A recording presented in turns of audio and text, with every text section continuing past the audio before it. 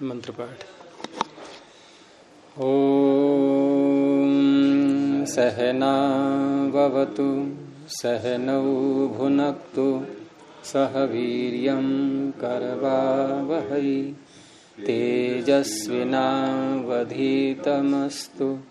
मा विद्विषावहै।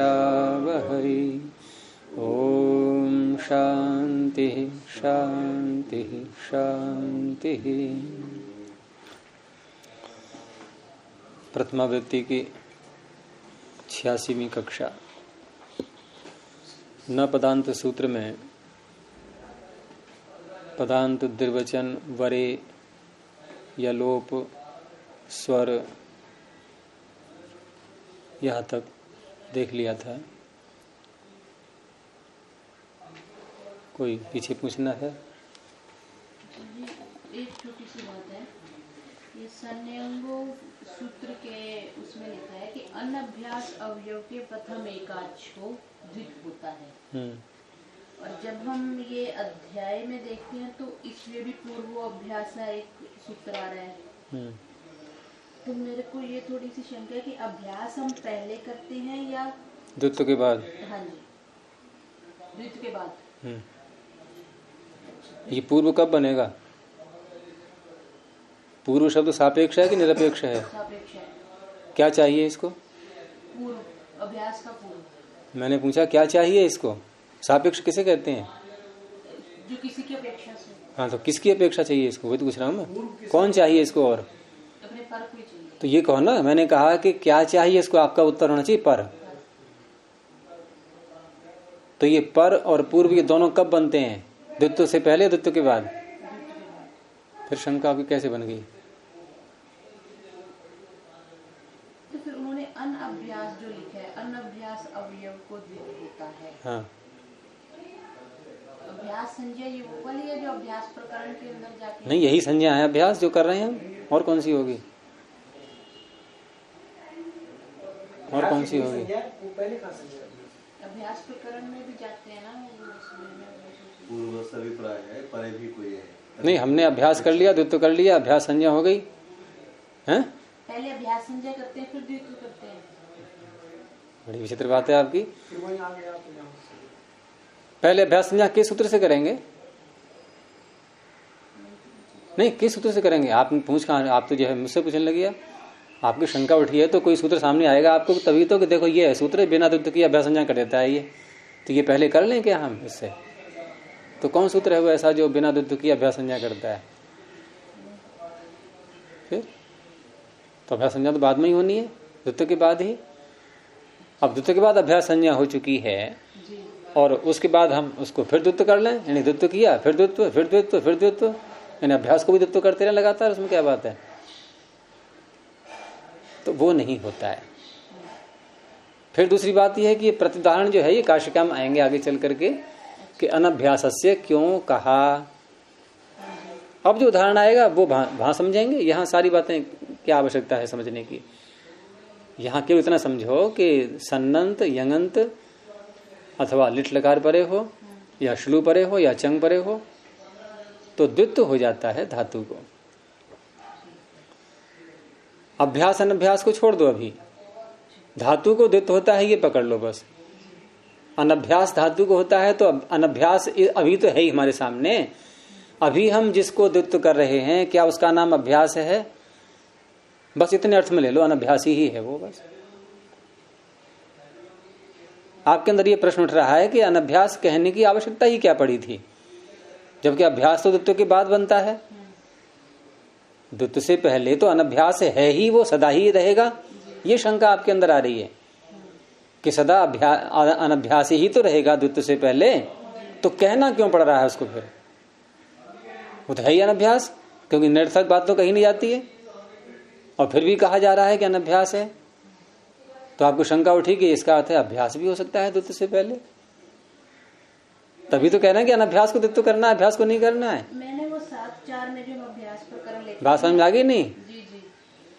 जब ये कह रहे हैं कि अनभ्यास को द्वित्व करना है तो अधिकरण सिद्धांत क्या निकला?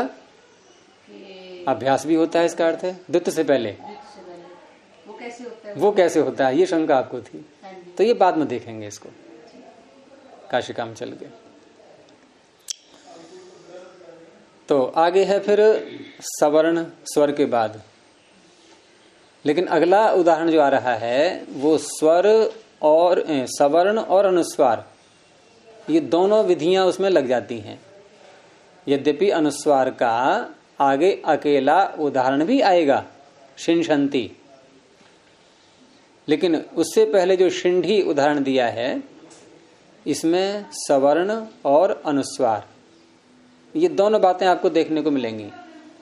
अर्थात इस उदाहरण में हम इस सूत्र को न पदान द्विवचन को 2 बार लगाएंगे, एक सवर्ण विधि में और एक अनुस्वार विधि में। दोनों विधियां इसी एक उदाहरण में घटेंगी। तो शब्द क्या है? शिंढी। क्या स्वरूप है इसका? शिश धातु, लोट लकार, मध्यम पुरुष, एक वचन। धातु का अर्थ क्या है? विशेषित करना, शिशलिरी विशेषण, और इसी धातु से बनता है विशेष। वी उपसर्ग लगा दो, और धातु क्या है? शिशलिरी, लिरी हट जाएगा, अनुबंध है शिश, और घय प्रत्यय करके शेष, वी लगा दिया तो विशेष।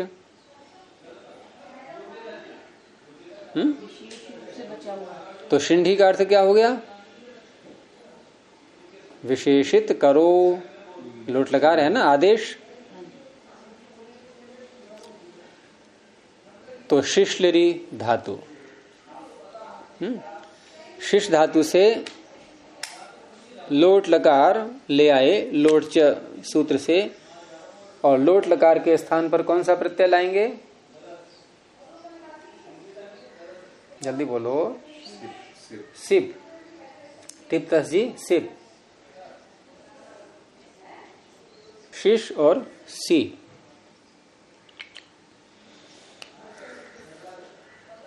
अब यहां लोट लकार कर्ता में लाए, सिप आ गया, कर्ता वाची सार्वधातुक आ गया सी, तो शब्द की प्राप्ति होती है तुरंत ही। उसको अपवाद रोक करके सूत्र आ गया रुधादिभ्यः शनम। ये रुधादिगण की है, रुधादिगण की होने के कारण से शब्द तो नहीं होगा, अथवा शब्द के स्थान में वो दोनों पक्ष चलते हैं ना, तो शनम हो गया। और शनम कैसा है? ये मित है, तो मित है, तो यहां प्रत्यय परस्य परस्य कह करके ये तो बात नहीं बनेगी यहां। और इसीलिए जो है उस पक्ष को लेते हैं फिर कि शब्द के स्थान में शनम, ये जो पक्ष है ना, ये ऐसे स्थलों पर काम करता है। फिर यदि हम शब्द का अपवाद शनम माने तो क्या अर्थ बनेगा सूत्र का? रुधादिभ्यः शनम का अर्थ बोलिए।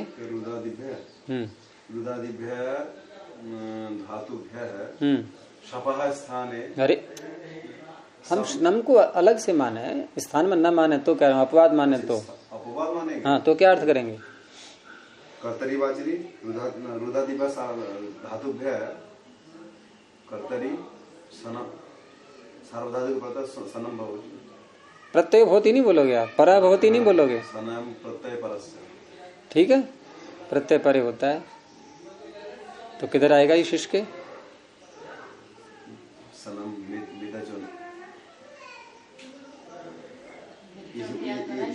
आप पकड़ नहीं पाए बात को।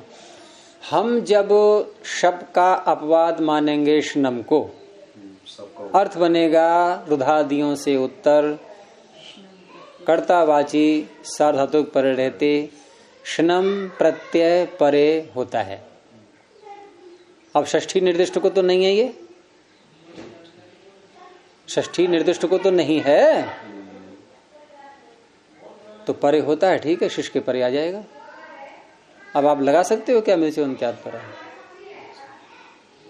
वो लगता है षष्ठी निर्दिष्ट को, षष्ठी निर्दिष्ट होता है। तो षष्ठी निर्दिष्ट कब बने? ये कि पहले शब्द लाओ आप, और फिर शब्द को षष्ठी में बदल करके शपः स्थाने शनम, ये आदेश करो, अब लग जाएगा मेरे से उनके हाथ पर। क्योंकि अब ये प्रत्यय वैसा नहीं है, ये आदेश रूपी प्रत्यय है। ये आदेश भी तो बन गया ना अब ये, षष्ठी के द्वारा, क्योंकि मित अंत्यात् पर आदेश जो मित हैं उनको अंतिम मत से परे करता है या प्रत्ययों को अंतिम मत से परे करता है? प्रत्यय जो मित है, आदेश। तो आदेश कब बनेगा? ये पहले शब्द लाए हैं, ये कह रहा था मैं। ठीक है, प्रत्यय डायरेक्ट आ जाता है गुरुजी, आदेश को बनाना पड़ता है, मतलब आदेश तो किसी के स्थान में आएगा। आदेश तो कहाँ आएगा ये शिष्य में? मृत्युअन्त्यात् परः, शी के बाद हाँ। और श्नम का क्या बचेगा? नकार। शी न पूरा ही रखेंगे अभी, न और ये शिनश, शिनश यहां तक हो गया। ये सिद्धि थोड़ी लंबी है, ध्यान रखते आना हर बात का। इसके बाद ये है ना, शिष धातु के बाद में होना चाहिए था फिर। मृत्युअन्त्यात् परः लगा तो दिया, आपने अभी सारी कहानी हो गई, आप कहाँ रह गए? षष्ठी के द्वारा जो निर्दिष्ट मित आदेश होगा, षष्ठी के द्वारा बता तो दिया मैंने तो। वो क्या है, वो किसी स्थान में होता है, वो षष्ठी के द्वारा निर्दिष्ट ना होने के कारण जब पहले ही बोला तो मैंने कह तो दिया कि शब्द के स्थान में श्नम मान के पक्ष को ले लिया, लग गया मृत्युअन्त्यात् परः। सब के स्थान उसको हम अच्छा पहले कर्तरी शब्द लाए हैं, अपवाद नहीं माने ना इसको, उसका अपवाद। ठीक है, तो शी नश, गुरु जी यहाँ रह जाता कि हम अपवाद नहीं माने कर्तरी शब्द का, तो कर्तरी शब्द के लिए ही तो इस लगाया, तो उसको हम अपवाद मानेंगे क्यों नहीं? अपवाद ही मानेंगे हमेशा उसको। तो अगर होता तो जमीन के पढ़ा है फिर अलग से नहीं, विकरण क्यों पड़ा? दोनों बातें हो सकती हैं, इसलिए क्योंकि शब्द प्रथमांत है ये कर्तरी शब्द। अन्य सूत्रों को आदेश पक्ष मानने पर शब्द को षष्ठी में बदलना पड़ता है। ये थोड़ा प्रयास हुआ ना, प्रयास हुआ है थोड़ा, इसलिए वो पक्ष भी समझ में आता है कि हाँ भाई ये अपवाद रूप है, ये आप वो भी कह सकते हो। लेकिन वो मानने पर यहाँ ऐसे स्थलों पर समस्या आती है, क्योंकि हमने रूप तो वहां पर इस तरह से व्यवस्था की गई है कि ठीक है, आप शब्द जो प्रथमा में आ रहा है उसकी अनुवृत्ति लाइए, और अनुवृत्ति में लाने के बाद विभक्ति परिवर्तन तो बड़ी सरल सी बात है। ये आप अंगस्य का अधिकार ले जाते हैं नहीं, और अंगस्य का अधिकार कहीं पंचमी में बदलते हैं, कहीं षष्ठी में तो है ही, खैर तो ऐसे करते हैं नहीं करते हैं, जगह जगह विभक्ति परिवर्तन अनुवृत्तियों में अधिकार में हो जाते हैं, तो वो यहाँ भी कर लेंगे, हम शब्द प्रथमांत को षष्ठी में बदल लेंगे, आदेश पक्ष हो गया। और यहाँ हमें सरलता हो गई, अब मृत्युअन्त्यात् परः लगाने में सरलता हो गई, क्योंकि आद्यंतो टकितो में भी वहां षष्ठी निर्दिष्ट ही लिया गया है, देखा होगा आपने। और वहां कहीं कोई समस्या भी नहीं आई है। समस्या के लिए मित में आती थोड़ी सी कि प्रत्यय मित है तो ये षष्ठी निर्दिष्ट कहाँ है, ये तो इस तरह से होता है षष्ठी निर्दिष्ट।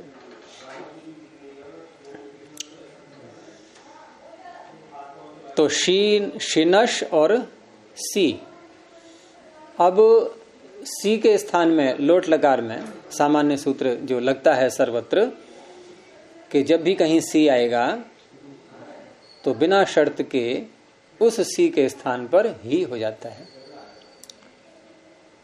ठीक है, सी के स्थान पर ही, शेर ही अपित च। दूसरी बात उसमें एक और कर दी गई है कि सी के स्थान में ही होता है, ठीक है, लेकिन सी प्रत्यय कैसा है?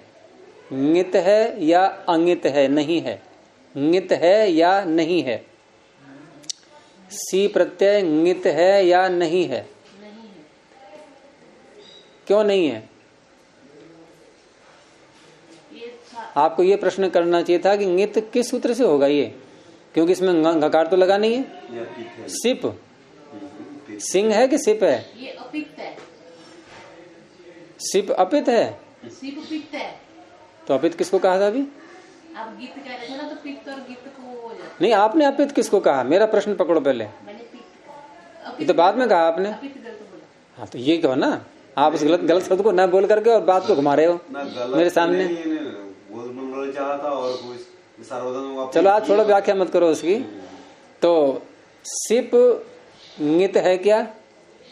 अभी तो नहीं है। नहीं है, बस सीधी बात है। तो सिप के स्थान पर ही आया, तो ये भी ङित नहीं होगा। और हमें चाहिए ङित करना, इसका करना है, तो सूत्र में कहना पड़ेगा कि नहीं? तो कैसे कहें? तो शेर ही अपित च, सी को ही हुआ और साथ में अपित भी माना जाएगा ये, जबकि सिप तो पित है ना, तो सिप पित है तो ही भी पित होगा। स्थानीय बता देशो नल हो, तो अपित कह दिया। अपित कहने से अब जो पित्त धर्म स्थानीवत से आ रहा था वो समाप्त हो गया। अब अपित क्यों कहना पड़ा? अब लग जाएगा सार्वधातुकम अपित, अपित सार्वधातु के ङित हो जाते हैं, ङित के समान हो जाते हैं। तो अब ये जो सी के स्थान पे ही आया है, इसको आप ङित मान के चलना, तभी आगे का कार्य संपन्न हो पाएगा। तो शिनश ही, यहां तक आ गए। अब सूत्र निकालिए 6 अध्याय के 4 पाद में, अंगस्य के अधिकार में 111 संख्या पर, श्नसोरल्लोपः।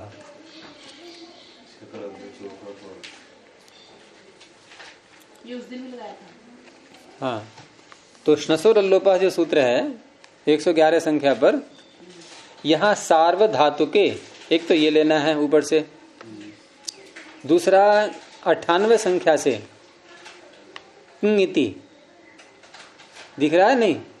गम हन जन खन घसाम लोपः किंगिति अनंगी, किंगिति। अब किंगिति को जोड़ दो सार्व धातु के साथ में, दोनों में सप्तमी है। कित ङित सार्व धातुक परे रहते, ये क्या है? देखो इधर ही, क्या है ये? सार्व धातुक कित है या ङित है? ङित है। कितनी बात पूरी हो गई? अब इसका अर्थ कर लो, श्नसोह अल्लोपः, शना और अस, वो शनम, शना नहीं शनम, शनम और अस, इनके, बोलो आगे। इनके आकार का लोप हो जाता है। अल्लोपः, आकार का लोप हो जाता है। कब? सार्वधातु गित प्रत्यय परे रहते। कित ङित, विशेषण पहले बोला करो, कित ङित सार्वधातुक परे रहते हैं। आपने उल्टा बोल दिया कि सार्वधातुक ङित परे रहते, ऐसे नहीं बोलते हैं। किंगिति सार्वधातु के परतः, कितंगित सार्वधातुक परे रहते, श्नम और अस, अस धातु, इनके आकार का। तो अस्मत् आकार स्पष्ट दिख ही रहा है, श्नम में ना में अ है, इनके आकार का लोप हो जाता है। हो गया? तो क्या बन गया? ये जो नाम अ है ये गया।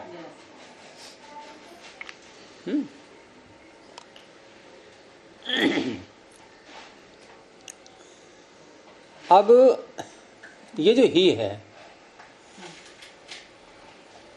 ये ही जब आकार से उत्तर होता है, आकार से उत्तर, जैसे हम शप प्रत्यय करते हैं तो शप जैसे पठ धातु है और पठ के आगे शप का अ है और आगे ही है, तो ही किससे उत्तर हुआ? तो आकार से उत्तर ही होता है, तो इसका लोप हो जाता है। अतो हे, अकारांत अंग से उत्तर ही का लोप हो जाता है। तो ही गया, पठ बस रह गया, पढ़ो, पुस्तकम पठ, पुस्तक पढ़ो। लेकिन जब ये ही आकार से उत्तर नहीं होता है तो लोप तो नहीं हो पाएगा। और अन्य क्या क्या कार्य होते हैं, तो उसके लिए फिर सूत्र है कि एक तो हु धातु से उत्तर जब ही आएगा तब, अथवा झल से उत्तर ही आएगा तब। ये जो ही है ये हु धातु तो यहां है नहीं, ये झल है, शकार, ये झल है, तो झल से उत्तर यही आ गया। तो हु झल भ्यः हेर धी, हु और झल से उत्तर ही के स्थान पर धी हो जाता है। यही उस वही देखो श्नसुर लोपा के आगे,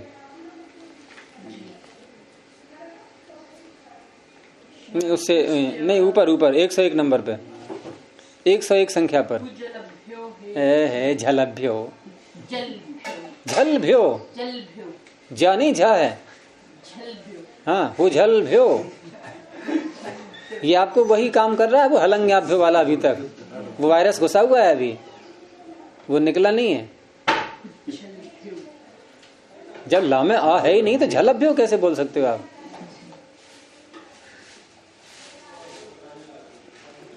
ये उत्तर भारत के भी इधर के लोग जो है ना, ये पंजाब, हरियाणा, जम्मू कश्मीर, इधर बहुत बुरी बीमारी है ये। और पंजाब में तो भरमार है, बहुत ज्यादा इस तरह से बोलने की। और बल्कि वहां क्या करते हैं पता है? पंजाब में जहां स्वर नहीं है वहां तो स्वर लगा देंगे, और जहां स्वर है वहां गायब कर देंगे। किसी का नाम यदि अजीत सिंह है, आप पंजाबी के किसी मुंह से नहीं सुनोगे आप अजीत सिंह, क्या सुनोगे? जीत सिंह। आप तो मुंह में बोल जाते खा गए आपको तो। उन्होंने लिपि अलग बना दी ना गुरुजी। ये आप क्यों अजीत सिंह में आ नहीं लिखेंगे? पंजाबी में बोलेंगे जीत सिंह, और जो ला में आ नहीं है वहां लगा देंगे, अजीत में हटा देंगे।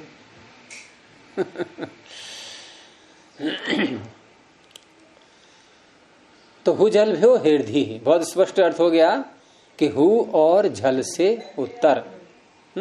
अंग का अधिकार चल रहा है, अंग तो होनी चाहिए, यानी हु धातु भी अंग ही होगी, और झलंत ये भी अंग ही होगा कोई। उससे उत्तर ही के स्थान पर धी हो जाता है। और जिसको मैं कह रहा था कि ही का लुक हो जाता है, वो सूत्र आगे मिलेगा इसी में आपका 105 संख्या पे है, देखो अतो हे। ऊपर से चुनो लुक से लुक आ रहा है, यानी अकारांत अंग से उत्तर ही आएगा तो लुक हो जाएगा, और हु से झल से उत्तर आएगा तो धी हो जाएगा। ठीक है, ये हो गया। तो ही को कर दिया धी, उजल भ्यो हेर धी। शिंश धी। अब ये जो धी है ये शकार से उत्तर आ रहा है,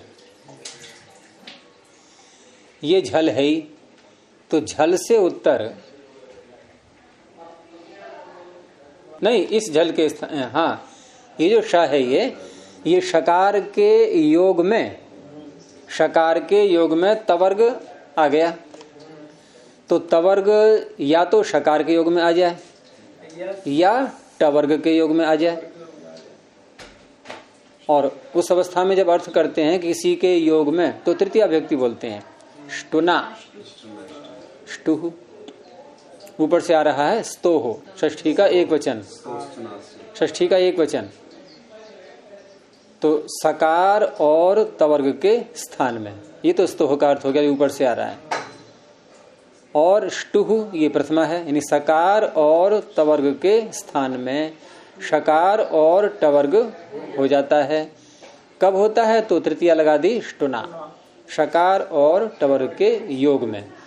तो योग में जब कहा जाता है तो इसमें पूर्व और पर वाली बात नहीं रहती है, वो चाहे इधर हो चाहे इधर हो, अगल बगल, इसको यूं कह दो सरल भाषा में। शकार या टवर्ग अगल बगल होने चाहिए उसके, किसके? सकार और तवर्ग के, तो उस पर भी उसका प्रभाव पड़ जाएगा। ये प्रभाव पड़ना ही तो हो रहा है, यानी इसकी संगति होने से, इसके सानिध्य से ये भी अपने को ऐसा ही बनाएगा। कैसा बनाएगा? कि ये हम मूर्धा से बोलते हैं तो ये कहेगा भी तेरे साथ मैं भी मूर्धा से ही बोला जाऊं, मेरा ऐसा स्वरूप बना दो। तो इसके स्थान पर टवर्ग हो गया। तो ध को टवर्ग का कौन सा वर्ण आ सकता है ध के स्थान में?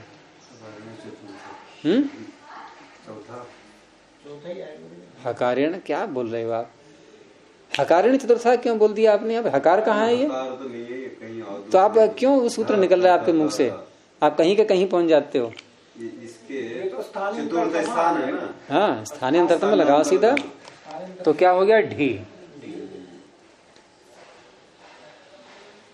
ये हो गया शिंश ढी। अब देखो, अभी तो इसकी बारी थी, इसका प्रभाव इस पर पड़ा, या यूं कह लो इसने अपने को इसके समान बना लिया। दोनों बातें कह सकते हैं हम। या तो इसने प्रभाव डाला इस पर, भाई दुर्जन और सज्जन दो मिले, अब क्या हो सकता है दोनों में? या तो सज्जन दुर्जन हो जाएगा या दुर्जन सज्जन हो जाएगा, कुछ भी कह लो आप दोनों में से। दोनों बातें हो सकती हैं। तो अभी तो इसने अपने को बदला है इसके समान, या इसने प्रभाव डाल दिया, जबरदस्त निकला ये, इसने कहा तुझे भी मेरे समान बनना पड़ेगा। ठीक है, बन गया। अब इन दोनों की बारी आ रही है, अब इसका प्रभाव इस पर पड़ेगा। है ना? अब इसमें अंतर आने वाला है। अभी तो इसमें अंतर आया, अब इसकी बारी है। तो यहां क्या है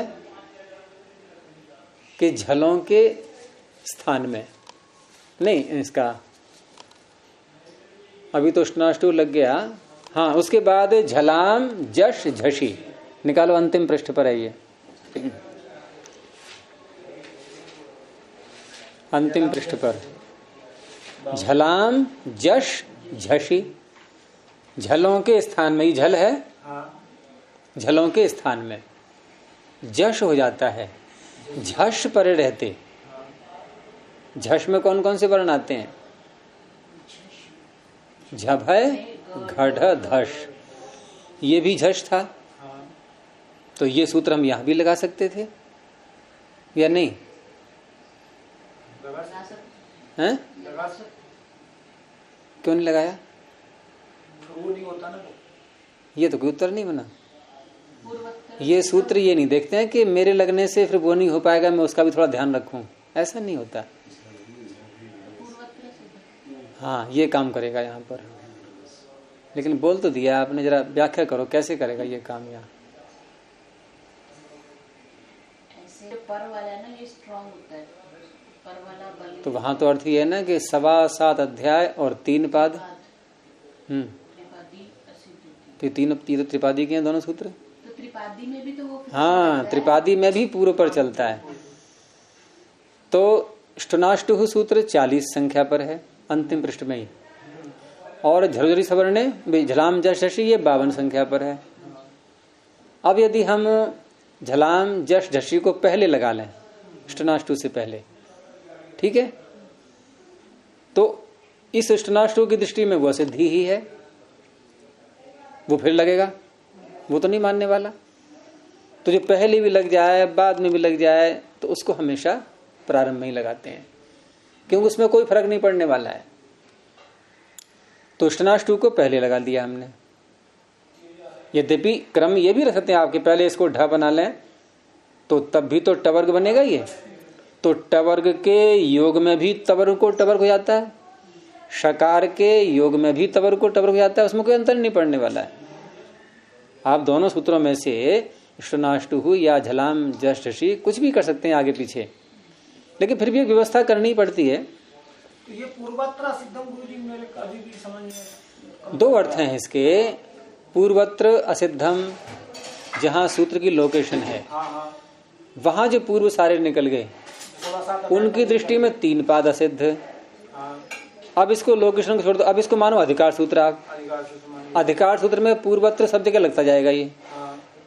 अब हम पहुंचे ष्टनाष्टु के पास में, वहां भी पहुंचा पूर्वत्र नहीं, इसके झरझरी सवर्ण के झलाम जश झशी के पास में, वहां भी पहुंचा पूर्वत्र। तो पूर्व सूत्रों की दृष्टि में ष्टनाष्टु पूर्व आ गया, उसकी दृष्टि में ये पर बैठ रहा है, ये असिद्ध हो जाएगा। असिद्ध हो जाएगा तो इसको क्या दिखाई देगा ष्टनाष्टु को?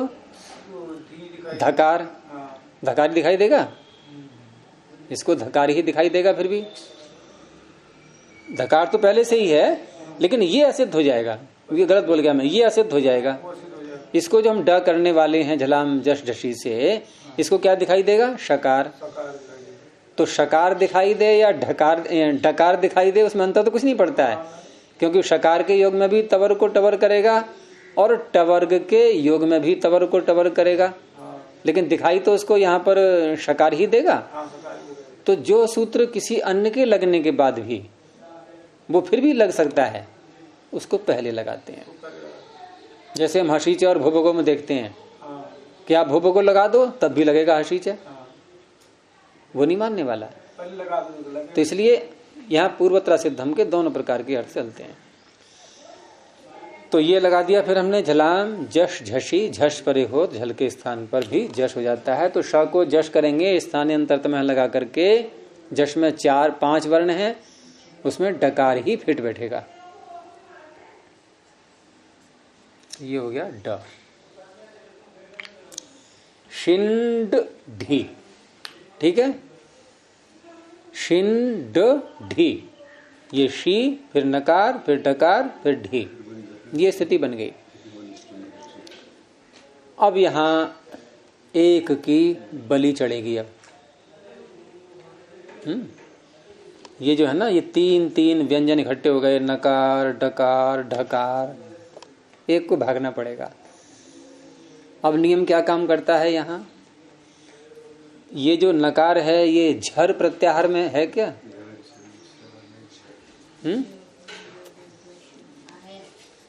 झर में जरा बोलना।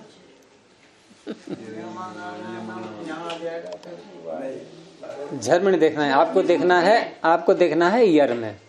यर में ये मैंने देखा था। यर कहाँ से शुरू करेंगे? हया बरट के या से कहाँ से शुरू करते हैं? कितने कितने स्थान पर आया हुआ है यह प्रत्याहार सूत्रों में? दूसरा कहाँ पे है? एक तो हया बरट में यह है, दूसरा कहाँ है? दूसरा कहाँ है? वहां या है,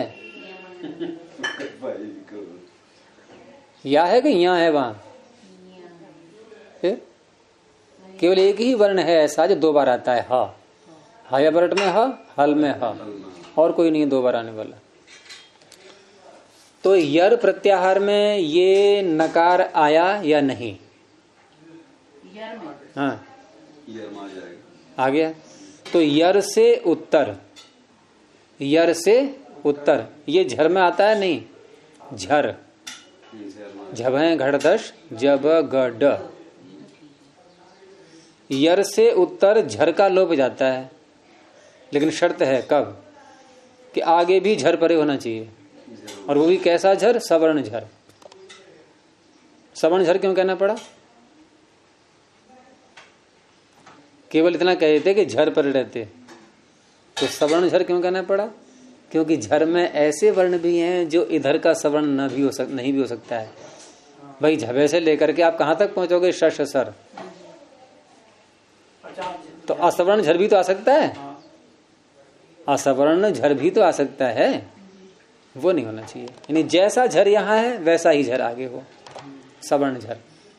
वही सूत्र है अंतिम पृष्ठ पर, झरो झरी। देखो अंतिम पृष्ठ पर कितने सूत्र लग रहे हैं यहाँ पे आज? झरो झरी, अभी और भी लगाएंगे। अंतिम पृष्ठ के सूत्रों की भरमार है आज सिद्धि में। झरो झरी सवर्णे, ऊपर से क्या आ रहा है इसमें? हलो लोपः, यरह नहीं, हल, हाँ हल है, ठीक है। हल से उत्तर, यर नहीं, हल ले लो आप, वो भूखी से निकल गया। हाँ आपका है ना, झरो झरी सवर्णे, हल, हल ले लो। हाँ, हल ठीक है। हल से उत्तर, तो हल में भी नकार तो आ ही गया ना। हल से उत्तर झर का लोप हो जाता है सवर्ण झर परे रहते, ठीक है। हटा दो इसको। कितना प्रयास करके बेचारे को यहाँ पर डकार बनाया गया, और बना बना करके उसको समाप्त भी कर दिया। क्या प्रश्न है आपका?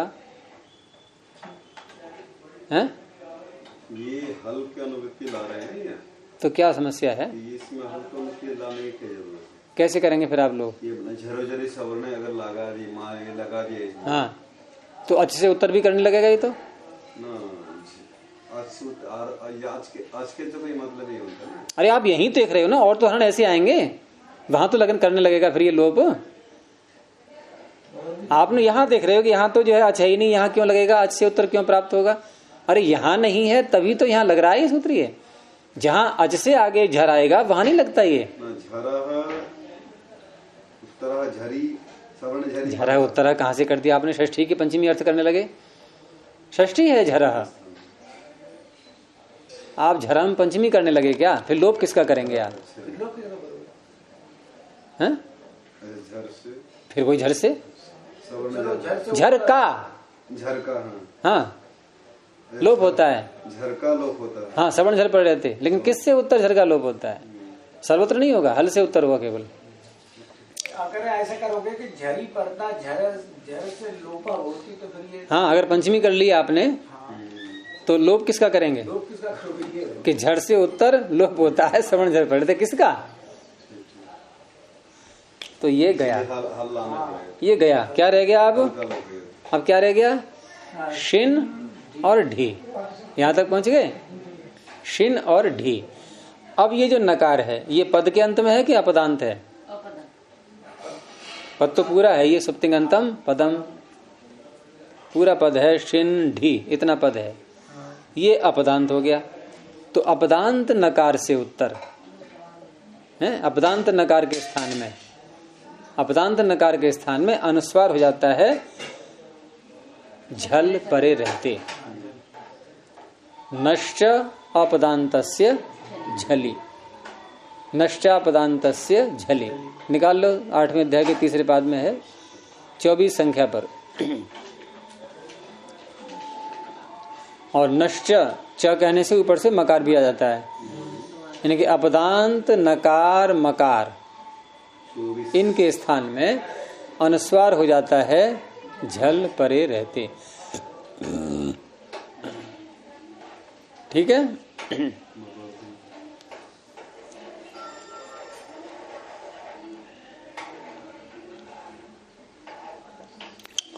तो यहां इसको हो गया अनुस्वार, लेकिन अभी नहीं, अब प्राप्त हुआ, अभी ऐसा समझो, अब ये सूत्र की पड़ेगी आवश्यकता, क्योंकि सूत्र ये कह रहा है कि अपदांत नकार के स्थान में अनुस्वार कब होगा? कब होगा? झल परे रहते, बस यही बात समझना है। अब इस नकार के आगे जो आकार था जिसका हमने श्नसो रल्लोपा से लोप किया था, आकार का लोप, ये कैसा आदेश है? अजादेश। किसको मान के हुआ था? मैंने पूछा किसको मान के हुआ? सी को मानकर। ऐसे भी नहीं कहना चाहिए, नित सार्वधातुक को मानकर, तो परनिमित्तक हो गया। और हम करने क्या जा रहे हैं? अब उससे पूर्व नकार के स्थान पर अनुस्वार करने जा रहे हैं, ये होगी पूर्व विधि। अब क्रम चलाओ, पहले स्थानीय वदादेश, इसने आदेश को स्थानीयवत कर दिया तो झल परे नहीं मिला, आकार परे आ गया, नहीं होगा अनुस्वार। अनल विधौ, इसने क्या कहा कि अल विधि में स्थानीयवत नहीं होता। अल विधि कौन सी है यहाँ पर? अल परे रहते विधि, नश्चापदांतस्य झली, झली झल परे रहते, अल परे रहते विधि होने जा रही है नकार को अनुस्वार।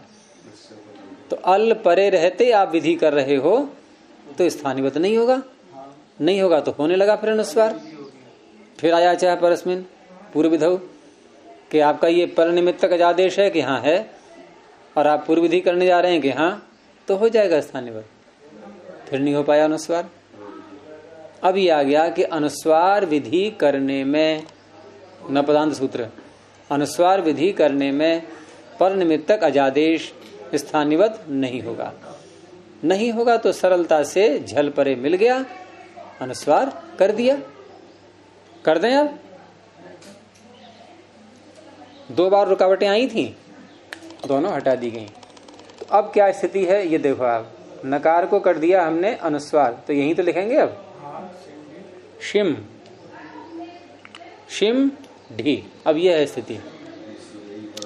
तो अनुस्वार विधि का तो काम पूरा हो गया। अब सवर्ण विधि भी इसी सूत्र में, इसी उदाहरण में लग जाएगी। अब सवर्ण विधि में अब फिर वही श्रृंखला चलेगी, स्थानीय वदादेश, फिर अनल विधौ, फिर अचह परस्मिन, फिर नपदांत, चारों क्रम उसी प्रकार से।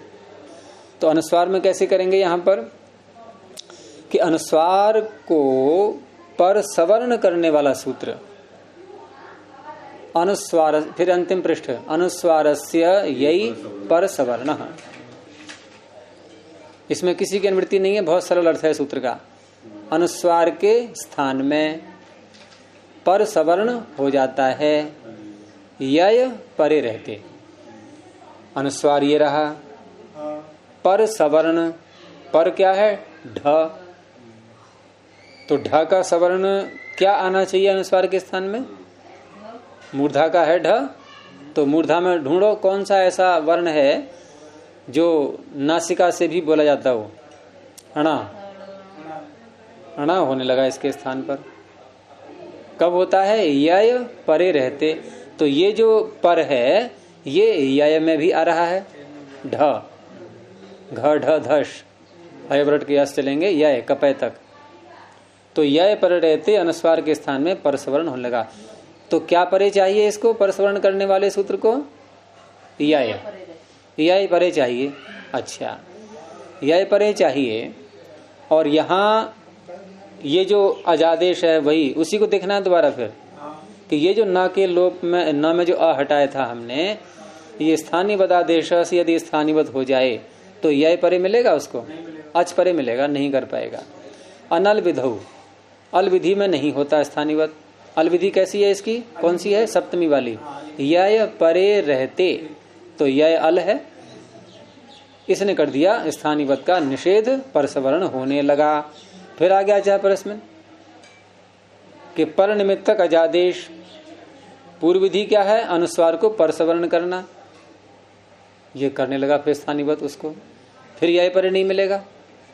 न पदांत, इसने कहा कि सवर्ण विधि करते समय पर निमित्तक अजादेश स्थानीयवत नहीं होगा, नहीं होगा। तो फिर यह परे मिल गया, परसवर्ण कर दिया उसने। यहां आकर के पिंड छूटा। तो क्या बन गया? ये इस अनुस्वार के स्थान पे क्या हो गया? णा। ये अभी वाली जो हम विधि कर रहे थे, किसको पर की कर रहे थे? शकार को या ढकार? कौन सी विधि? परसवर्ण। यय परे रहते, यय को मान के, ढकार को मान कर। तो इसमें बाधा कौन पहुंचा रहा था फिर? स्थानीयवत होने से बाधा हो रही थी। स्थानीयवत किसको मान कर रहे थे? स्थानीयवत किसको माने? क्या होता है स्थानीयवत? तो आदेश को होता है। स्थानीयवत आदेश किस तरह ले रहे थे? ये जो लोप है, लोप है आदेश। स्थानीयवत होने से आकार आना, आकार दिखाई देना।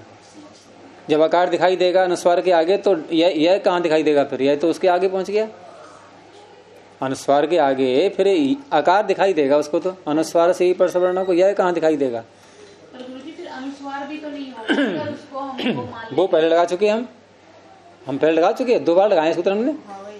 उस काम से निपट लिए हैं। अनुस्वार तक तो आ गए ना करते करते, जो बाधाएं आई सब दूर कर ली थी। अब अनुस्वार को परसवर्ण करने में बाधा आ रही थी। अब वहां नकार को अनुस्वार करने में बाधा आ रही थी, उससे निवृत्त हो लिए। अब पीछे क्यों लौट रहे हो आप? वो तो बाधा दूर हो गई भाई। पहला अध्याय तो याद हो गया होगा आपको, अब तो अगले अध्याय में चल रही होगी नहीं, तो पीछे क्या देखना, वो तो हो गया काम पूरा। तो इस तरह से ये शिंढी बन गया। ऐसे ही धातु और ले सकते हैं आप, जैसे शिशलिरी, विशेषित करना, और पीसने को क्या बोलते हैं? उसी का हिंदी में गड़ गया है पीसना। धातु क्या है? पिश, पिशलरी। पिशलरी संचूर्णने, बिल्कुल चूरा उसको संचूर्ण कर देना। संचूर्णने, संचूर्णने, शिशलिरी विशेषणे, पिशलिरी संचूर्णने।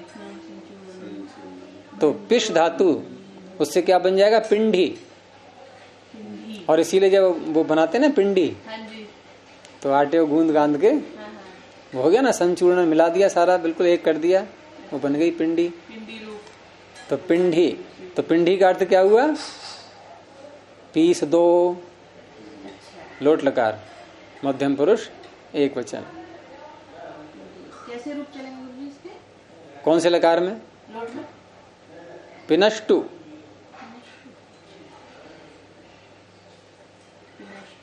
पिंडी, पिंडी तो मध्यम पुरुष का एक वचन है।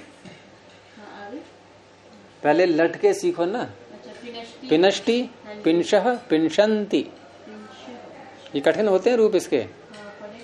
क्योंकि स्नम है ना, स्नम का नकार का आकार कहीं हटेगा कहीं नहीं हटेगा। अब देखो पिनष्टी में नहीं हटा, हाँ जी।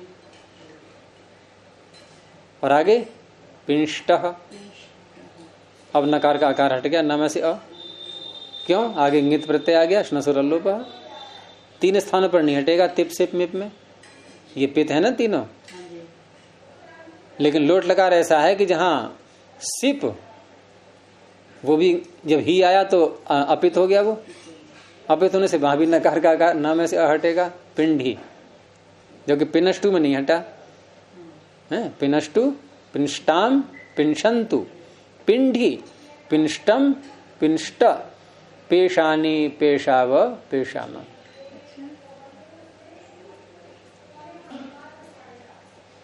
नहीं, पिंशानी, क्योंकि वहां भी क्या है, पिंशानी, पिंशाव, पिंशाम। वहां क्या है, वहां भी जो 8 आगम होता है, आडुत्तमस्य पिच्च, तो क्या कहा उसको, 8 उत्तमस्य, उत्तम पुरुष तीनों आ गए, मिप वस मस, और 8 आगम हुआ। तो आमी, आवस, आमस, ये बन गए। लेकिन 8 को क्या कहा साथ में, 8 उत्तमस्य पित्च, वहां है शेर ही अपित्च, और यहां क्या है, पित्च। तो पित है तो मिप को 8 आगम किया हमने, आमी। यहां हम पित न करें तब भी पित है, वो है या नहीं है। आमी, मिप पित है, और पित को आगम जो होगा वही पित ही होगा, तो क्यों कहा फिर पित्च? आप बताइए ना, क्यों कहा फिर? वस के और मस के लिए। वस मस तो इंगित थे, आवस आमस, तो क्या माना जाएगा यहां पर 8 को? भाई इंगित ही माना जाएगा जब वस और मस इंगित हैं। तो अब यहां कह दिया अपित च, तो जब यहां अपित कह दिया है तो अब जो ये 8 आगम यहां हुआ है, ये अपित होने, पित होने के कारण से जो वस और मस में जो इंगित्व धर्म आ रहा था, अपित होने से वो नहीं होगा। अच्छा, वस और मस के गीत प्राप्ति था, और नहीं होगा, इंगित नहीं होगा ये, तो फिर ये जो श्नम से, श्नसुर लोपा से जो श्नम के आकार का लोप करते हैं वो नहीं होगा। तो पिन शानी, पिन शाव, पिन शाम, नाम अ रहेगा सर्वत्र। इस तरह से बनता है। तो पिछली संचूर्णने से पिंडी। आगे है केवल अनुस्वार का उदाहरण, इसको ले लो, जरा सा है ये केवल अनुस्वार विधि। तो शिन शंति, अब मौखिक समझ लो इसको ऐसे कि धातु वही है शिशलिरी, लट लकार, प्रथम पुरुष बहुवचन झी, झोंता लगा दो सीधे, अंति, शिश अंति, शप न होकर के श्नम हो गया, बीच में आ गया शिनश अंति, यहां तक हो गया। अब ये अंति इंगित है या नहीं है? इंगित है, अपित होने से इंगित हो गया, तो श्नसुर लोपा लगेगा। अब श्नसुर लोपा ने न में से अ को हटा दिया, अब क्या हो गया, न आधा कर दो, शिंश अंति। अब ये नकार अपदांत है, झल परे है, धातु का शकार, अनुस्वार हो गया, नश्या पदांतस्य झली, लेकिन हो गया नहीं, होने से पहले ही। अब वो सारी स्थितियां आ गई, 4 चरणों में से निकलेंगे। स्थानीय पदादेशा ने स्थानीयवत कर दिया आकार का लोप, तो झल परे नहीं मिलेगा नश्या पदांतस्य झली को, आकार आगे आगे, नकार के आगे आकार आ गया। अनल विधो ने कर दिया निषेध, स्थानीयवत कर दिया उसको, वो निषेध कर दिया स्थानीयवत का, तो अनुस्वार होने लगा। अचह परस्मिन पूर्व विधौ, पर निमित्तक अजादेश है ही आकार का लोप, क्योंकि अंति को मान करके हुआ है, और पूर्व विधि करने जा रहे हैं नकार के स्थान पर अनुस्वार, इसने फिर कर दिया स्थानीयवत, फिर झल परे नहीं मिला, फिर न पदांत आया, इसने कहा अनुस्वार करते समय पर निमित्तक अजादेश स्थानीयवत नहीं होगा, नहीं होगा तो झल परे मिल गया, नष्टा पदांत झली ने अनुस्वार कर दिया, शिन शंति, बस इतना ही कार्य है इसमें। शिनष्टि शिनष्टि, शिंष्टः, शिंशन्ति, इस तरह से। तो ये हो गया, दो विधियां हो गई आज, अनुस्वार और परसवर्ण। आगे चलेगा अब पदांत, द्विर्वचन, वरे, यलोप, स्वर, सवर्ण, अनुस्वार, दीर्घ। तीन रह गए अभी, दीर्घ, जश और चर। इनको फिर देखेंगे। प्रणव ध्वनि। ओ